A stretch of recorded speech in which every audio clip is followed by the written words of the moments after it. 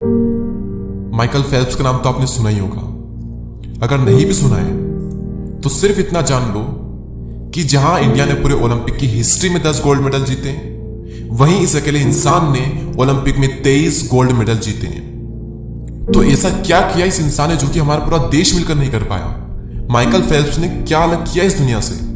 इन्हें सबसे पहले जुनून चढ़ गया था मार्क स्पिट्स का रिकॉर्ड तोड़ने का। मार्क स्पिट्स ने एक रिकॉर्ड बनाया था स्विमिंग के अंदर, एक ही बार में 7 गोल्ड मेडल जीतने का, और पूरी दुनिया ये मान चुकी थी कि अब ये रिकॉर्ड नहीं टूटने वाला। लेकिन इन्हें ये रिकॉर्ड हर हाल में तोड़ना था और अपने नाम एक नया रिकॉर्ड बनाना था। अब इन्हें रिकॉर्ड तोड़ना था मार्क स्पिट्स का। तो इन्होंने ये देखा कि इस रिकॉर्ड को बनाने के लिए मार्क स्पिट्स ने क्या किया। मार्क स्पिट्स 4 साल तक डेली 8 घंटे प्रैक्टिस करते थे। तो इन्होंने निश्चय किया कि मैं 4 साल तक 8 घंटे नहीं बल्कि 12 घंटे तक प्रैक्टिस करूंगा।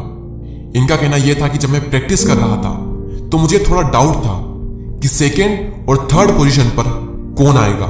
खुद की मेहनत को देखकर इतना आत्मविश्वास, कॉन्फिडेंस ऐसे ही आता है। दुनिया को कुछ पता हो या ना हो, हमें सब पता रहता है कि हमने क्या किया है और कितना किया है, और उसी के बेस पर हमारे अंदर कॉन्फिडेंस डेवलप होता है। और यहां तक तो ठीक था, लेकिन बीजिंग ओलंपिक से ठीक पहले इनका हाथ फ्रैक्चर हो गया था।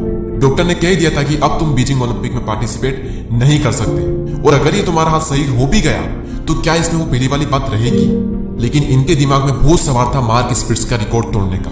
और जब इंसान के अंदर इतना जुनून होता है ना किसी भी चीज को लेकर, फिर वो इन मुसीबतों के आगे रुकता नहीं है। हाथ टूट गया था, कोई बात नहीं, इन्होंने पैरों से अपनी प्रैक्टिस स्टार्ट कर दी, और प्रैक्टिस कर करके अपने पैरों को इतना मजबूत बना लिया कि जब तक इनका हाथ सही हुआ, इनके पैरों की वजह से इनकी स्पीड्स कई गुना तक बढ़ चुकी थी। और जब हाथ और पैरों का कॉम्बिनेशन बना तो दूर दूर तक कोई इनका मुकाबला नहीं कर सकता था। जो इंसान कुछ करना चाहता है ना, उसकी जिंदगी में बहुत मुसीबतें होती है, और जो कुछ नहीं करना चाहता उसकी जिंदगी में भी बहुत मुसीबतें होती है। बस फर्क इतना होता है कि करने वाला सॉल्यूशन ढूंढ ही लेगा, और जो नहीं करने वाला है उसे सॉल्यूशन नहीं मिलेगा। बस इतना फर्क होता है और कोई फर्क नहीं होता। इन्होंने अपनी सबसे बड़ी मुसीबत में सबसे बड़ा मौका ढूंढा, और 2008 में फाइनली इन्होंने मार्क स्पिट्स का रिकॉर्ड तोड़ दिया। और उसके बाद में 4 साल बाद 2012 में 5 गोल्ड मेडल और 2 सिल्वर फिर से जीत लिए। लेकिन उसके बाद ये कुछ गलत आदतों में पड़ गए, ड्रग्स का शिकार हो गए, जिसके चलते कई बार इन्हें जेल भी जाना पड़ा। इनका तो यह तक कहना है कि एक टाइम पर ये स्पोर्ट्समैन तक नहीं रहना चाहते थे। एक ऐसे डिप्रेशन में चले गए थे जहां पर कई दिनों तक ये एक ही जगह पर रहे और जीने की तमन्ना तक ये खो चुके थे। लेकिन फिर इन्हें अपनी गलती का एहसास हुआ और फिर इन्होंने कमबैक किया। 2012 ओलंपिक्स में इन्होंने संन्यास ले लिया था, लेकिन 2014 में इन्होंने फिर से कमबैक किया और अपनी प्रैक्टिस फिर से शुरू कर दी। और 2 साल तक प्रैक्टिस करने के बाद 2016 ओलंपिक में उतरे, और 2016 में ही पूरा इंडिया मिलकर गोल्ड तो दूर की बात सिर्फ 1 सिल्वर लेकर आया था।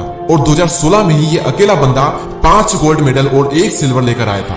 जबकि 2012 के बाद ये संन्यास ले चुके थे, मेजर डिप्रेशन में जा चुके थे, ड्रग्स का शिकार हो चुके थे, इन्हें जेल तक जाना पड़ा था। लेकिन इनकी प्रैक्टिस लाजवाब थी। इनकी पुरानी प्रैक्टिस इनको बहुत काम आई। इन्होंने 6 साल तक बिना एक भी दिन की छुट्टी लिए, चाहे बीमार हो, चाहे कोई फेस्टिवल हो, चाहे किसी की शादी हो, चाहे किसी का बर्थडे हो, कुछ भी हो, बिना एक भी दिन का हॉलीडे लिए 6 साल तक लगातार इन्होंने 12 घंटे प्रैक्टिस की थी। बाकी एथलीट्स हर हफ्ते हॉलीडे लेते हैं, दिन में 4 घंटे, 5 घंटे, 6-7 घंटे प्रैक्टिस करते हैं। ये बिना हॉलीडे के 12 घंटे प्रैक्टिस करते थे। बस इतना फर्क था इनमें और बाकी एथलीट्स में। माइकल फेल्प्स कहते हैं कि फर्क नहीं पड़ता कि आप कितनी बार गिरे हो, फर्क नहीं पड़ता कि आप जो कर रहे हो वो कितना मुश्किल है। अगर आप सच में उस काम को करना चाहते हो तो ये जिंदगी आपके सामने कितनी भी बड़ी बड़ी चुनौतियों को लाकर खड़ा क्यों ना कर दे, आप उस काम को कर जाओगे।